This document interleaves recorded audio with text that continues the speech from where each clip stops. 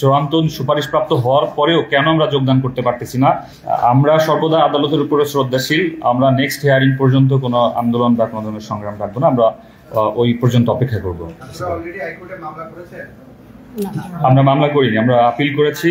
High court stay order দিয়েছে, এরপর আমরা অ্যাপিলেট ডিভিশনে গিয়েছিলাম, আপিল করেছি, ওখানে হিয়ারিং হয়েছে এবং পরবর্তী হিয়ারিং আমাদের 8 তারিখে। তো ততদিন পর্যন্ত আমরা অপেক্ষা করব। আমরা আসলে আপনাদের মাধ্যমে সবাইকে জানাতে চাই যে আমরা অধিকার বঞ্চিত হয়েছি। চূড়ান্ত সুপারিশপ্রাপ্ত হওয়ার পরেও কেন আমরা যোগদান করতে পারতেছি না?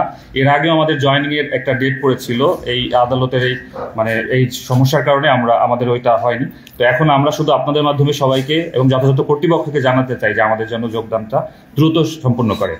আমাদের রেজাল্টটা জুলাই বিপ্লবের পরে যে প্রজ্ঞাপনটি হয়েছে, এই প্রজ্ঞাপনের আলোকে হবে নাকি প্রাথমিকের একটা নির্দিষ্ট বিধিমালা আছে যেটা বিধিমালা 19 নামে পরিচিত, এটা ওই বিধিমালা 19 হবে নাকি বর্তমান প্রজ্ঞাপনে হবে, এটা একটা আইনগত ব্যাখ্যা জনপ্রশাসন আইন মন্ত্রণালয়ের কাছে চেয়েছে।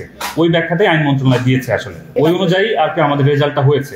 আইন মন্ত্রণালয় যেটা অনুমোদন দিয়েছে ওটার আলোকে আমাদের চূড়ান্ত নিয়োগটা আর কি সম্পন্ন হয়েছে। তারপরেও আসলে আমরা এই যোগদান করতে পারতেছি না, স্থগিত হয়ে আছে। আমাদের যে জনপ্রশাসন মন্ত্রণালয় আমাদের এই প্রজ্ঞাপন জারি করেছেন, সেই জনপ্রশাসন মন্ত্রণালয় 27 অক্টোবর আমাদের পক্ষে রেজাল্ট প্রকাশের জন্য একটা অনুমতি দিয়েছেন। আমাদের প্রাথমিক গণশিক্ষা মন্ত্রণালয় সেই অনুমতির সাপেক্ষে আমাদের ফলাফল প্রকাশ করেছেন।